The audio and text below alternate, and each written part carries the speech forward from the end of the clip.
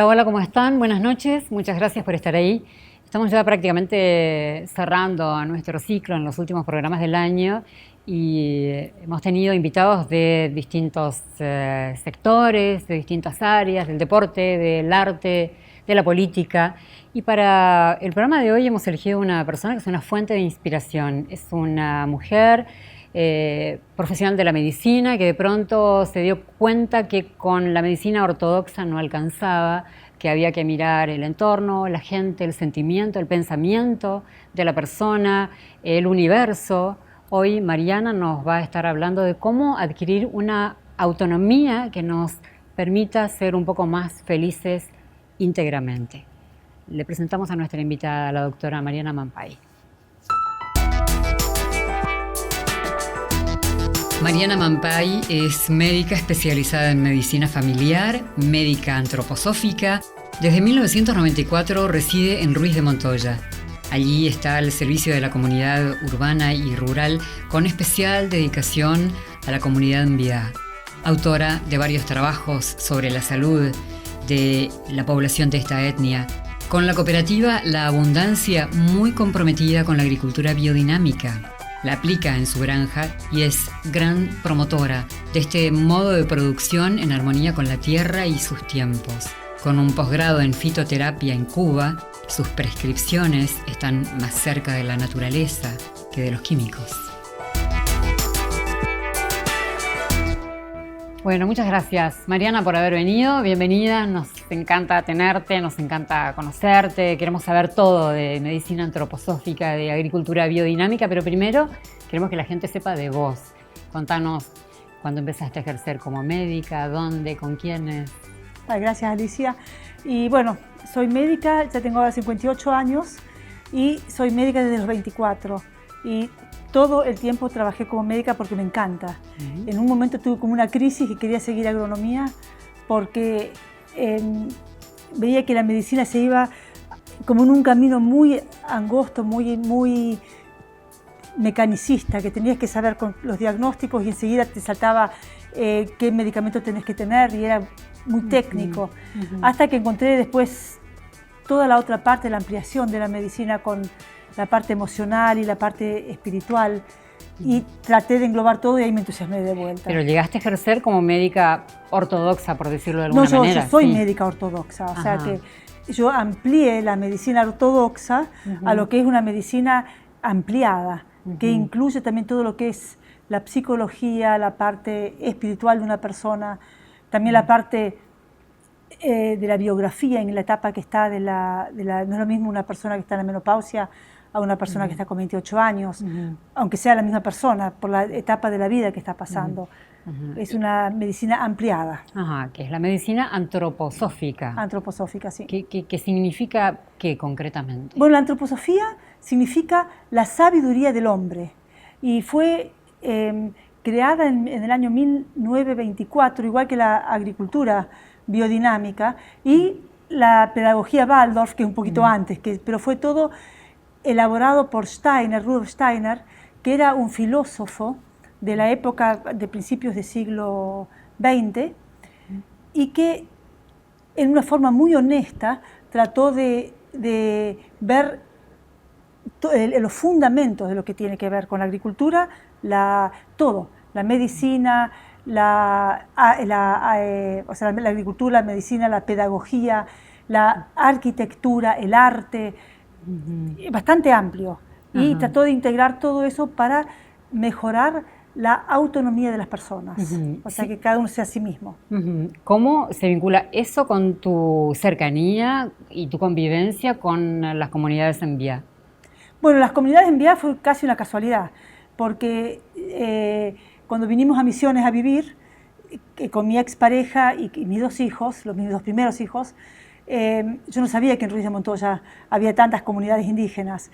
Y como soy médica de salud pública, me tocó trabajar sobre todo con las personas más necesitadas y ahí surgió todo el tema con los indígenas. Además es muy, muy interesante esa población que tenemos acá en Misiones, con totalmente otra cultura, y una cultura que yo creo que tiene muchísimo que brindarnos para el futuro, porque son culturas de comunidad donde uno se apoya al otro, se ayudan, no hay uno que se hace el rico y los otros quedan pobres, sino que toda la comunidad avanza junto. ¿Eso cuándo fue? ¿Tu primera vinculación más o menos en qué año con la comunidad en Vía? En el año 1982, cuando terminé medicina, que hice la residencia en El Dorado. Del 82 al 2015. Sí. ¿Qué cambió en esa relación de los blancos con la comunidad en Vía? Yo creo que hay más conciencia ahora. Los blancos están valorizando mucho más a los Mbiá guaraníes, que son la etnia más frecuente en Misiones. De la parte oficial todavía falta mucho, por ejemplo, falta toda la demarcación de los territorios, todavía viven con muchísima inseguridad, muchos de los programas implementados todavía no llegan a estar bien implementados, hay déficit, pero yo creo que estamos avanzando. Con relación a la mortalidad y a la situación sanitaria, hay un avance, pero yo hubiese preferido que haya un avance un poco más grande. Ajá. ¿Y ellos se valen de qué? ¿De la medicina tradicional nuestra? ¿De su medicina? Al de principio con la medicina de ellos, que es una medicina también ampliada, holística. O sea, las enfermedades que ellos tienen no tienen nada que ver con nuestros diagnósticos. Por ejemplo, uno se puede enfermar porque alguien pensó mal de él, o porque el nombre que tiene no estaba bien dado. Y con el nombre también viene la meta que tiene en la vida.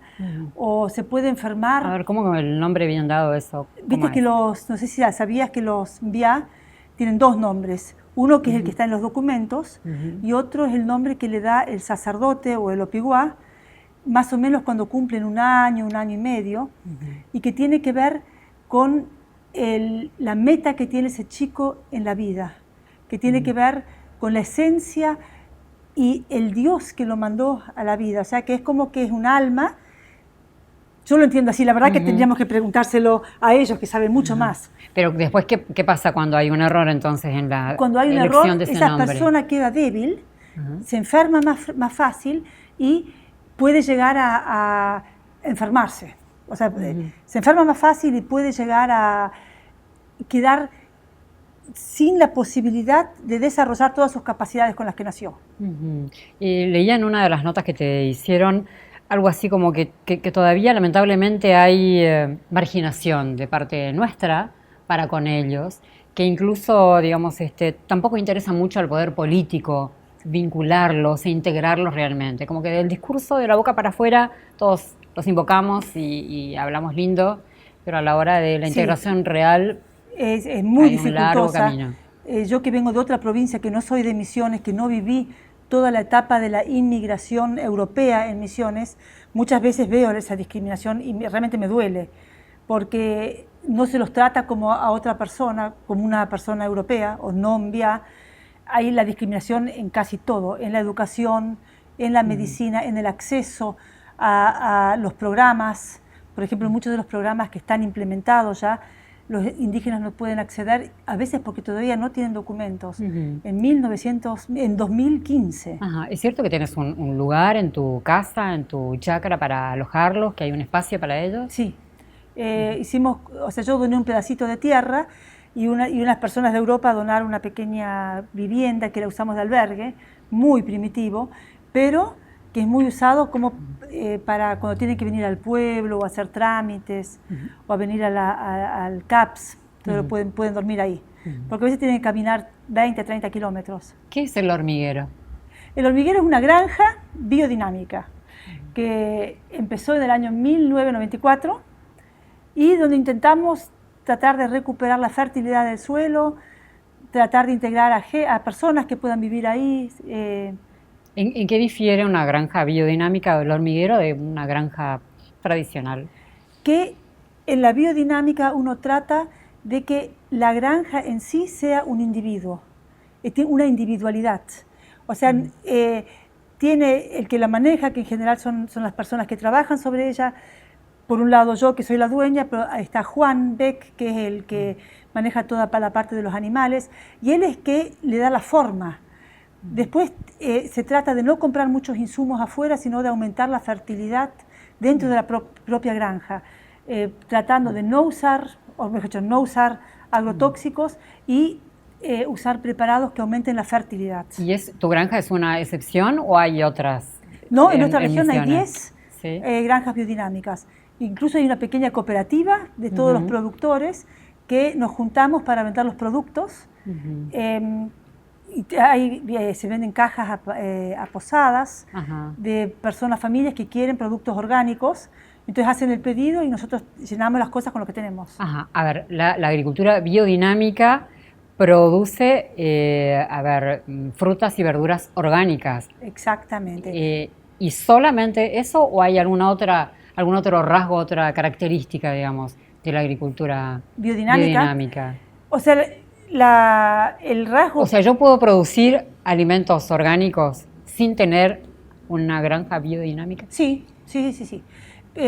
El orgánico es trabajar o también el agroecológico, que son términos un poquito que difieren, pero tienen que ver con el respeto a la naturaleza, a los procesos de la vida y al cuidado de la naturaleza y de lo que ya es. Por ejemplo, de la erosión, de que haya monte, de que haya un borde dentro de la granja donde no pueden entrar tóxicos de las otras de otras granjas que también ponen por ahí agrotóxicos. La diferencia con lo biodinámico es que el biodinámico, además de no usar agrotóxicos y de cuidar el medio ambiente, incluye todos los procesos que tienen que ver con el entorno, que es el lugar donde vos estás, por ejemplo acá en Misiones, el país donde estamos, el planeta sobre el que estamos y también el planeta dentro del sistema solar. Por ejemplo, cuidamos los ritmos solares, los ritmos lunares, los ritmos de los planetas. En un ratito vamos a seguir hablando de esos ritmos y su relación no solamente con las plantas y los animales, sino también con nosotros. Ya volvemos.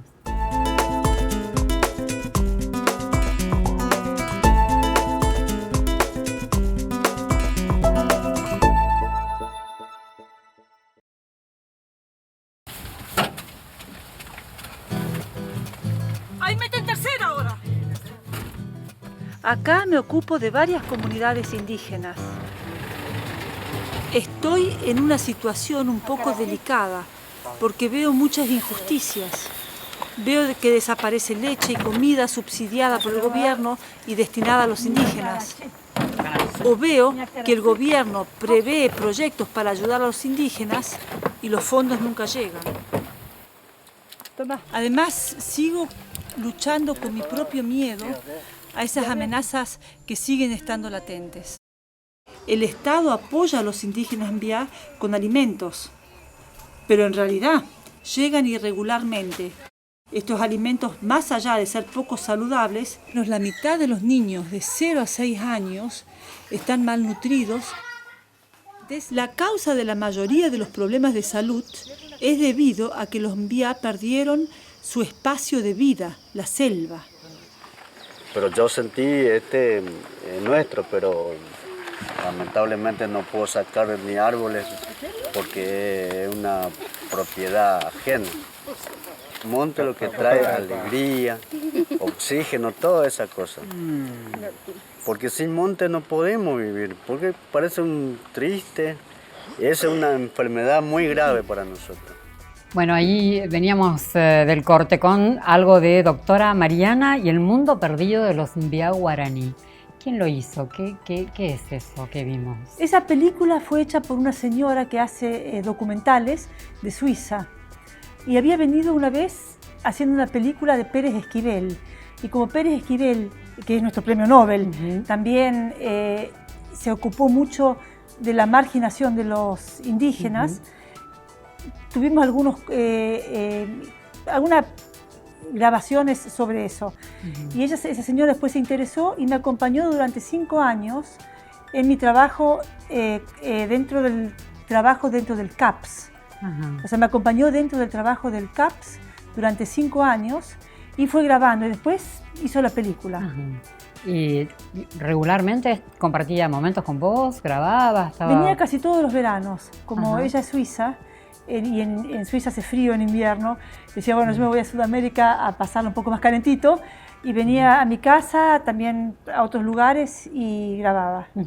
Volvamos un poquitito a la medicina antroposófica, que es lo que más probablemente curiosidad despierte en quienes no conocemos mucho de ella. ¿Es una medicina aplicable, digamos, en todo tiempo y lugar y a todo tipo de personas y con cualquier dolencia o afección? Sí, es una medicina que incluye lo que normalmente aprendemos en la facultad, que es todo lo que tiene que ver con el cuerpo y la fisiología, incluye también la psicología, o sea, no que yo quiera ser psicóloga, porque eso es el psicólogo, pero cómo influye la situación psicológica de la persona si justo está en un duelo o en una separación, cómo eso influye dentro de los procesos físicos. Y también toma lo emocional, o sea, lo espiritual de la persona. Si es una persona que tiene metas claras, si tiene ideales, valores, o es una persona que todavía está insegura, que lo está buscando. Entonces, dependiendo de cómo está, uno también hace la medicina y usa las sustancias que como médicos las usamos, ya sea los medicamentos normales, como también sustancias de las plantas, de los animales y también de los minerales, tratando de apoyar a que esa persona pueda llegar a ser una persona íntegra. ¿Pero trabajas con el psicólogo o en realidad todo ese abordaje lo hace solamente el médico antroposófico? Normalmente se trabaja en un equipo multidisciplinario. En Ruiz de Montoya yo no lo tengo, pero tengo muchos ayudantes. Hay, por ejemplo, una señora que hace masajes, otra pareja que también hacen masajes y reiki, y así uno trata de, o flores de misiones, de ver qué le puede ayudar a esa persona para poder llegar a su autonomía. Eso, digamos, en el hormiguero, en tu casa o en realidad en el CAPS, en todo lugar donde necesitan tu atención. Dentro del CAPS. Yo soy médica full time, o sea que tengo bloqueo de título, no puedo trabajar en forma privada y trabajo solamente en salud pública. Y realmente me encanta salud pública, me jugué toda mi vida por salud pública y lo hago ahí. Ajá. ¿Y los pacientes saben que lo tuyo es medicina antroposófica? ¿No abren los ojos así de grandes cuando les haces mención o no? Es interesante porque en nuestro CAPS tenemos casi 14.000 historias clínicas, siendo que el pueblo solo tiene 4.000 habitantes. O sea que viene mucha gente de afuera también a querer o que buscan este nuevo enfoque dentro de la medicina. Pero la persona es la que decide qué medicina quiere. Un paciente de medicina antroposófica, digamos, ¿recurre a un médico ortodoxo o una vez que conoce este abordaje medicinal prefiere y elige seguir? No. Es multidisciplinario, o sea, es como una segunda opinión la medicina antroposófica o un apoyo para ver cómo puede mejorar la situación en la que está. Pero una persona con cáncer, por ejemplo, yo también le indico si es lo correcto, que haga la cirugía, que haga la quimio, y por ahí se le puede acompañar con medicamentos que le ayudan en el proceso de recuperación. Y de hecho, de una mejor calidad de vida. Y si es un cáncer, por ejemplo, que ya no tiene chances de mejorar, en la etapa de la medicina paliativa, de acompañarlo en toda la parte de la vida lo mejor posible. Ahora viene un segmento que se llama Yo te conozco y se trata de compartir el testimonio de alguien que te conoce. Lo vemos.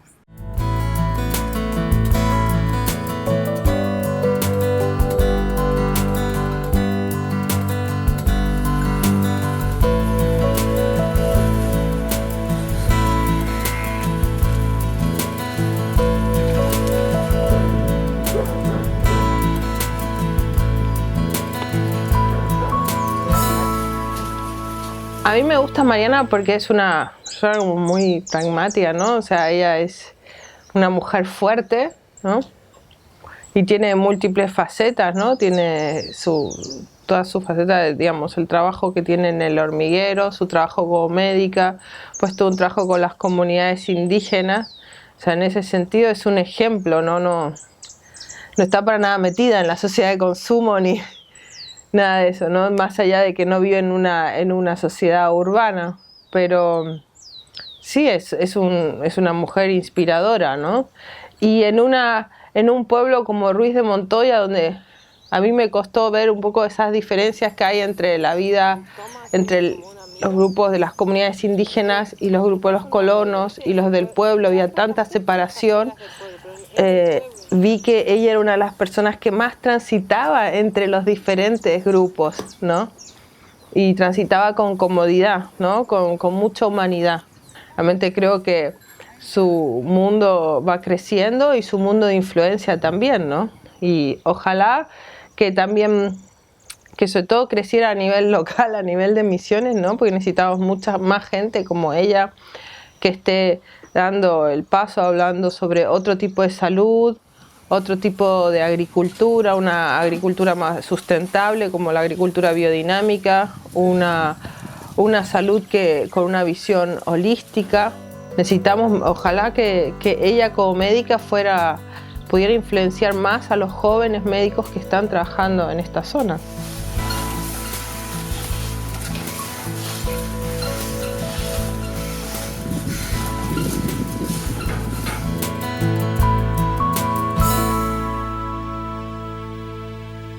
Bueno, ¿qué se dice frente a un testimonio tan lindo? Ay, que le agradezco a Javiera, es un amor de persona, también con una vida muy movida en toda su biografía. La verdad que la aprecio muchísimo también como los chicos de ella. ¿Y los médicos ortodoxos no los ven a ustedes como, como bichos raros? Depende un poco de la cultura de esos médicos ortodoxos. Hay médicos ortodoxos que son muy salidos de la facultad y quizás sí lo toman un poco como que es una brujería o que eso de los yuyos, que es un riesgo. Y las personas que realmente saben lo toman como una ampliación de la medicina. En Europa, de hecho, la medicina antroposófica está siendo incorporada dentro de la Comunidad Europea como una de las medicinas más baratas, con mayor satisfacción. Por ejemplo, hay un hospital en Berlín, el hospital de Havelhöhe, que 3 años consecutivos está sacando el mejor premio al hospital de Alemania, y es antroposófico, y es por la calidad y la calidez de las personas que atienden. O sea, es una cultura de atención a la medicina, y es una medicina honesta. Sí.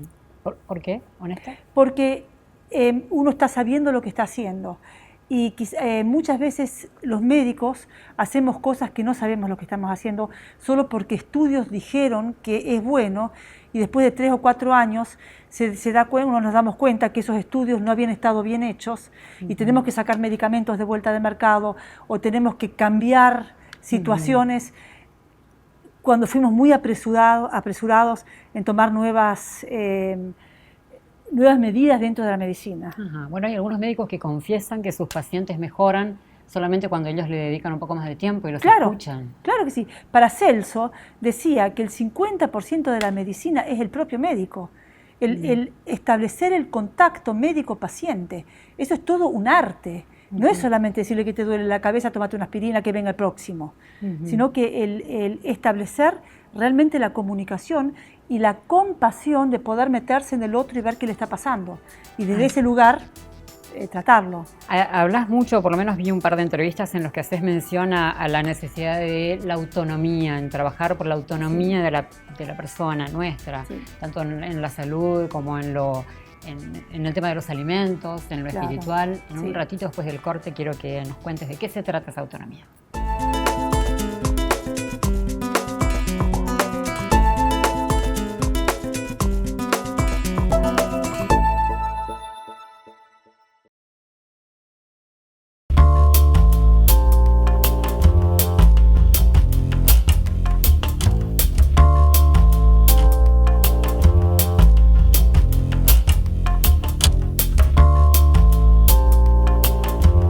Jardín Pinandí es una institución, ahora ya es una institución educativa reconocida hace semana pasada por el SPEM, pero nace como una búsqueda de padres y maestros de generar un espacio educativo diferente, alternativo para los niños, y está sustentado en la pedagogía Waldorf, digamos, creada por Rudolf Steiner hace mucho tiempo en Austria. ¿Y qué habla esa pedagogía? La pedagogía Waldorf parte del principio de la trimembración del hombre, o sea, el hombre constituido por cuerpo, alma y espíritu. Entonces lo que busca es desarrollar las capacidades del niño y fundamentalmente en el primer septenio, digamos, y divide la educación, la vida en realidad del hombre en septenios, o sea, en años de 0 a 7, 7 a 14, etc.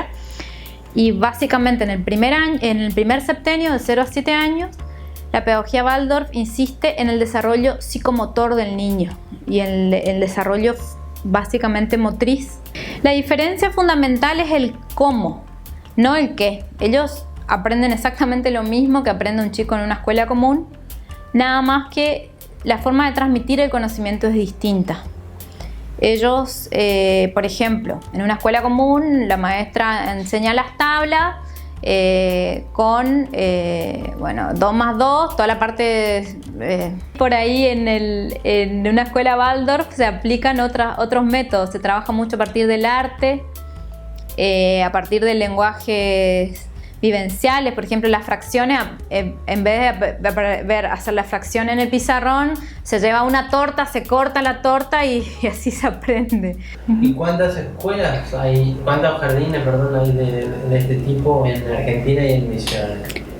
En Misiones nosotros somos el primer jardín puro con pedagogía Waldorf. Sabemos, hay otras instituciones que incorporan herramientas de la pedagogía Waldorf, pero no son Waldorf en el sentido de la cuestión comunitaria, porque no solamente, o sea, las escuelas que trabajan con pedagogía Waldorf son escuelas que, por ejemplo, no tienen directores, o sea, los maestros trabajan comunitariamente también, ellos son un cuerpo pedagógico que toma todas las decisiones, no hay cargos jerárquicos, digamos. Entonces, con esta constitución y los padres tenemos un rol distinto a los papás de las escuelas comunes, en el sentido de que sostenemos logísticamente y administrativamente la institución.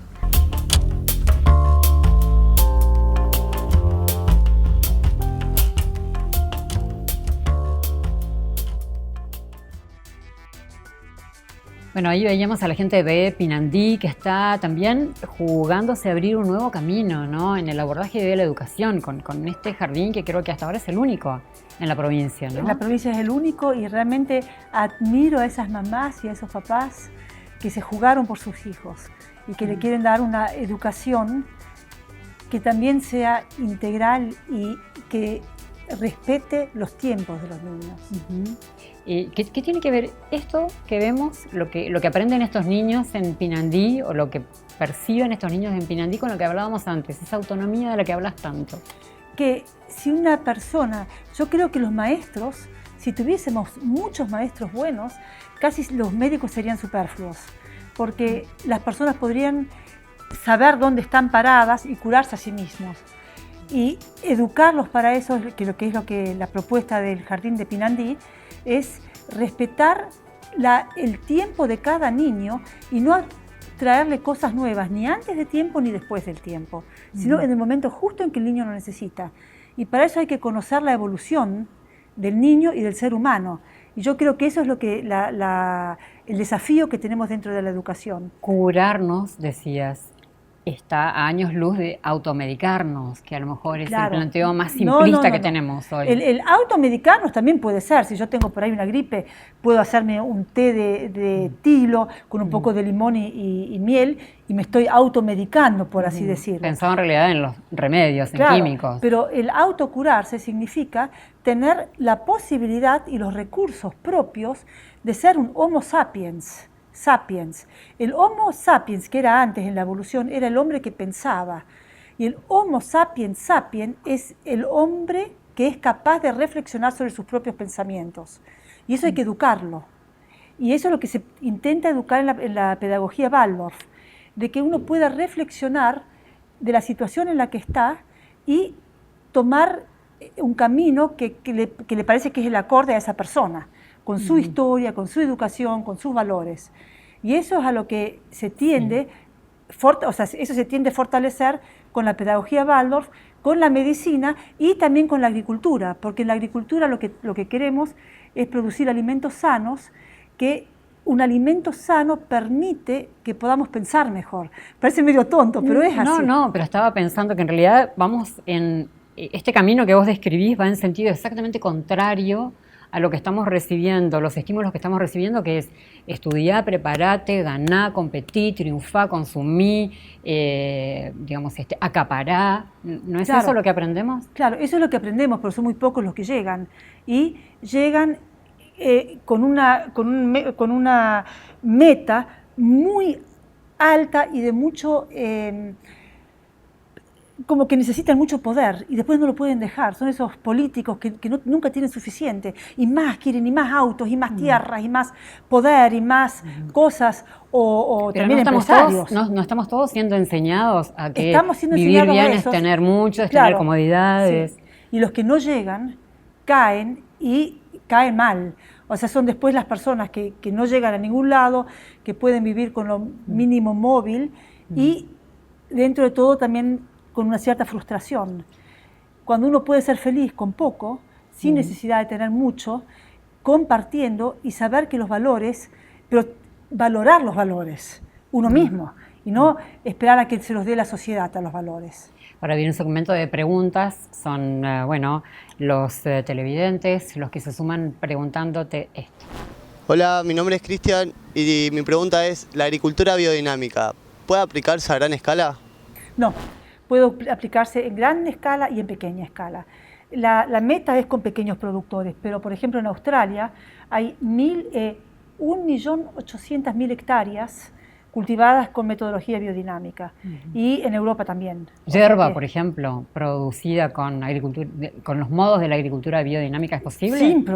Sin lugar a dudas, porque la yerba es un cultivo fácil que no requiere de muchos tóxicos, que le pongan Roundup para matar el yuyito que está abajo, o que le pongan alguna planta que sea leguminosa y que nutra el suelo al mismo tiempo y mantenga limpio, es una cosa fácil, es una inversión chica. La yerba es un cultivo muy fácil de hacer biodinámico. Vamos a la segunda pregunta. Mi nombre es Janina Noelia Núñez, tengo 26 años y la pregunta es la siguiente. ¿Podría decirse que existe una especulación por parte de los laboratorios como una estrategia de venta, el hacer pensar a la gente, hacer creer a la gente que los medicamentos generan enfermedades y al mismo tiempo las curan? Bueno, lastimosamente tengo que decir que a veces tienen razón, no siempre, pero a veces realmente la iatrogenia se llama eso, cuando uno hace un daño con el medicamento, es muy frecuente y no se denuncia. O sea, si alguien toma una simple aspirina y después tiene una gastritis o hace una úlcera perforada, pocas veces se dice que esa úlcera fue por la aspirina que estuvo tomando. Pero realmente hay medicamentos que enferman, hay que ser cuidadosos y realmente usarlos cuando son necesarios. Y como dijimos antes, una buena relación médico-paciente quizás evita que tenga que tomar medicamentos y que pueda hacer ejercicios de meditación o de autoconocimiento que no necesite tantos medicamentos. Claro. Vamos a la próxima pregunta. Hola, mi nombre es Ezequiel y mi pregunta es, de nuestros hábitos alimenticios, ¿cuál es el más dañino? Ahí es difícil. Yo calculo que en este momento es el consumo de azúcar y del jarabe de maíz de alto contenido de fructuosa que está en casi todos los alimentos. Hay, desde que yo era chica hasta ahora, un aumento increíble en el consumo de azúcar, sobre todo en las gaseosas, en las bebidas carbonatadas, y se ve en el aumento que hay en diabetes y en el síndrome metabólico. ¿Qué tiene de malo el jarabe de maíz? ¿Es muy dulce? Es más barato que el azúcar, pero es fructuosa, que entra directamente, o sea, se absorbe muy rápido. Entonces hace, después del consumo, una hiperglucemia rápida. Eso hace que el hígado tiene que transformar ese azúcar en glucógeno, sobrecarga el hígado que tiene que hacer todo eso rápido, se larga la insulina, baja el azúcar, el hígado tiene que volver a largar el glucógeno, transformarlo de vuelta en glucosa para mantener los niveles de glucemia. O sea que tenemos que ver en los componentes de un alimento si tiene jarabe de maíz, es algo que no prestamos mucha atención, a ver cómo están elaborados. Sí. Como es más barato que el azúcar, ahora se usa mucho. Y yo creo que, es una pregunta medio rápida, o sea, pero no la puedo pensar mucho, pero yo si tendría que decir algo, te diría que el consumo de azúcar es una de las cosas más tóxicas que tenemos dentro de nuestros alimentos. Hábitos. La última pregunta. Hola, mi nombre es Mario y quería preguntar qué opinas sobre el creciente consumo de medicamentos ansiolíticos para el estrés. Yo creo que es una situación que denota la soledad en la que están las personas y la falta de herramientas que tienen para poder solucionar sus problemáticas. Quizás también la falta de una sociedad que integre a los distintos, a las distintas personas. Los ansiolíticos se dan para la ansiedad. En general se manifiesta que no se puede dormir, que no se puede, que uno siempre está nervioso. Y si uno ve por qué no puede dormir, qué conflictos no están resueltos, habría que ir evitas con un psicólogo. el ribotril, claro, o el clonazepam. ¿Y nos provee la selva, por ejemplo, nuestro entorno natural, nos provee algún medicamento natural que reemplace a estos químicos? Hay un medicamento que está muy probado, que es la valeriana, que es un ansiolítico natural, que es la raíz, que es europeo lastimosamente, pero en nuestra selva, por ejemplo, sí nos provee del Hipericum brasiliensis, que los indígenas le llaman, yo no sé hablar guaraní, pero caabotorí, que es la yerba de la alegría, y es un inhibidor de la recaptación de la serotonina, o sea que es parecido a los antidepresivos, y lo produce nuestra selva. Y esto, digamos, ¿lo elaboran ustedes, por ejemplo, o no? Cualquiera lo puede elaborar. Se corta la planta, se la tritura, se hace una extracción alcohólica con alcohol al 30%, se la deja reposar 14 días, se los filtra y eso ya es la tintura de caabotorí o del Hipericum brasiliensis. Y eso dándolo 30 gotas, como acá también ustedes tienen la hermana Leonita en Posadas. Eso es un antidepresivo que uno puede decir es de nuestra selva. Y no adictivo para nada, digamos. No es adictivo y no es tóxico. Está bien. En un ratito seguimos charlando, ya se viene nuestro último bloque y viene el momento de los que ves.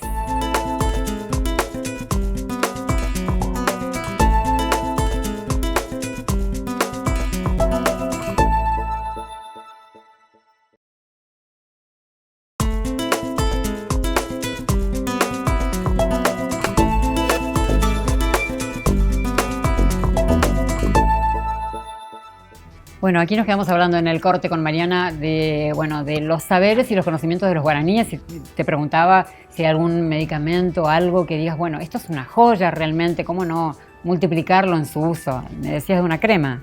Hay una crema que se hace mitad miel y mitad grasa y que se mezcla, que es bastante difícil mezclarlo, pero hay que mezclarlo, y se usa para las úlceras crónicas y para las quemaduras de segundo grado, y donde la miel, porque es hiperosmótica y además seguramente tiene sustancias que estimulan la autocuración de la piel, y la grasa que evita que las gasas se peguen. Entonces es fantástica, muy barata. Nosotros en el puesto de salud, ahí en el CAPS, lo usamos muchísimo. ¿Hay algún vademecum de medicamentos guaraníes, por ejemplo? Que yo conozca, no. O sea, hay antiguos de la época de los jesuitas. Justo ahora te estaba contando que iba a ir al archivo al archivo nacional que está en Buenos Aires, porque ahí están todos los escritos de los jesuitas, que hay un montón. Yo calculo que en Paraguay también hay. Habría que investigar. Es un tema que tendría que tomar médicos jóvenes, más jóvenes que yo, y engancharse un poquito con todo lo que es la medicina tradicional, que es riquísima. ¿Qué es la autovacuna?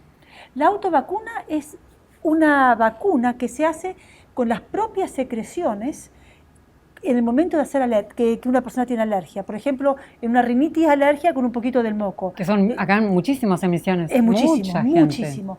Y es un tratamiento que está por primera vez descrito por Paracelso en el año 1490 y que se siguió haciendo.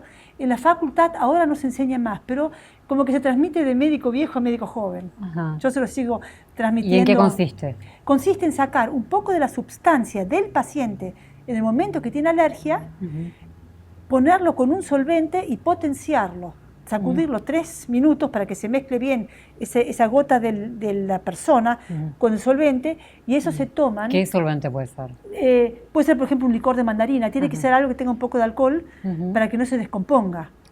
También se puede hacer con sangre, y eso después se toma durante un año 7 gotas al dormir. Y tiene que ser 1 año porque el ciclo de la naturaleza es de 1 año. Hay cosas que te dan alergia en el otoño, en el invierno, la primavera, en el verano, que van cambiando. Entonces uno tiene que enganchar todo el ciclo de la naturaleza para ver, porque muchas veces los alérgicos no son alérgicos a una sola cosa, sino que a varias cosas. Bueno, ahora viene un segmento que se llama ¿Qué ves? Y compartimos algunas imágenes y vos nos vas comentando qué te sugieren esas imágenes, así que vamos a la primera.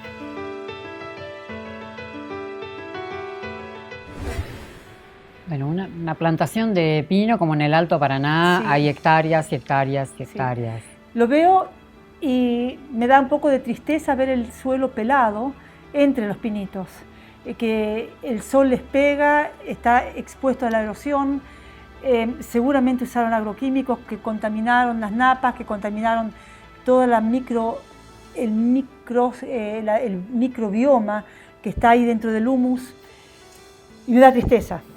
Pero también veo la necesidad de que haya papel en el mundo y que nosotros producimos, y la necesidad de las personas de tener dinero.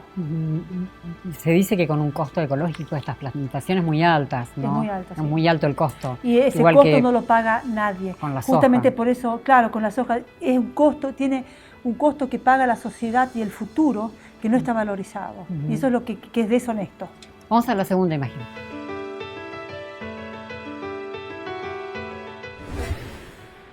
Bueno, es justo lo que habíamos hablado antes. Veo bebidas carbonatadas que seguramente tienen muchos químicos y sobre todo mucho azúcar, que no son las calorías vacías, que no nutren a las personas que los ingieren, y que son muchos los niños que lo ingieren, y muchas veces también personas de pocos recursos que como premio se toman eso en vez de comer quizás una banana. Si realmente el tema de la obesidad, por ejemplo, o las complicaciones alimentarias son tan graves en nuestra comunidad, en nuestra sociedad, ¿no debería el Estado tomar una medida más firme con Sí, por yo creo ejemplo, que sí, estas bebidas? pero son corporaciones muy grandes con muchísima influencia. Hay todo un tema que tiene que ver ya en Europa y también en Estados Unidos, y no es una batalla que va a ser de ganar fácil. Yo creo que solamente va por la educación y por la autoconciencia. Individual, digamos, que empieza en casa en todo caso.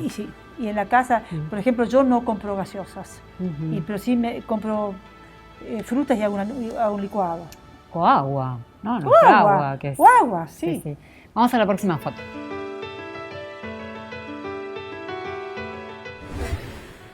Bueno, una hermosa luna llena reflejándose en las nubes, y ahí esa imagen me sugiere concientizar que no vivo solamente en Misiones y en la Argentina y en el planeta, sino que estamos inmersos en todo que somos parte de todo un cosmos y que somos todos importantes, aunque seamos chiquititos o grandes, estamos dentro de un universo que interactúa. ¿De qué manera influye, por ejemplo, el movimiento de los astros, la luna? Pues la luna es en nuestra una vida. de las que más influye. Es el mismo ritmo el de la luna que el de la mujer, el de la fertilidad, de los 28 días. La luna también influye con las mareas de los mares, o sea, las subidas y las bajadas de las mareas. Además tiene que ver con todo el flujo. Bueno, y alguno dirá, ¿y eso qué tiene que ver conmigo? Las mareas, las subidas y las bajadas, ¿qué tiene que ver conmigo? Bueno, tiene que ver con el planeta.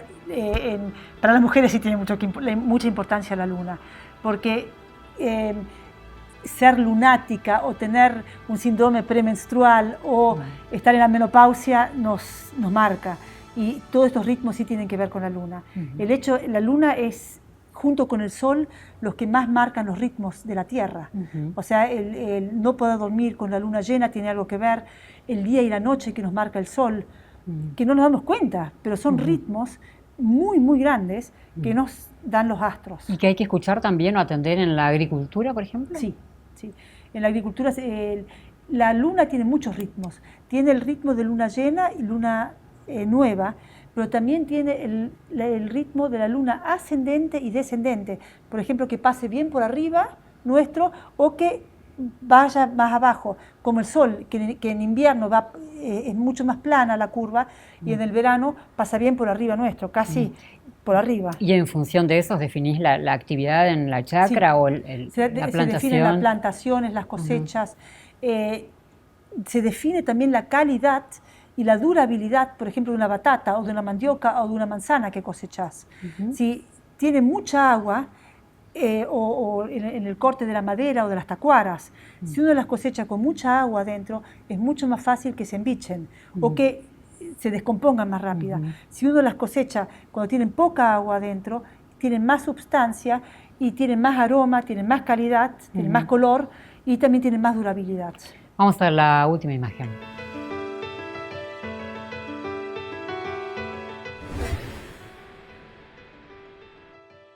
Bueno, una imagen hermosa de dos niños, calculo que son guaraníes, y que se los ve felices.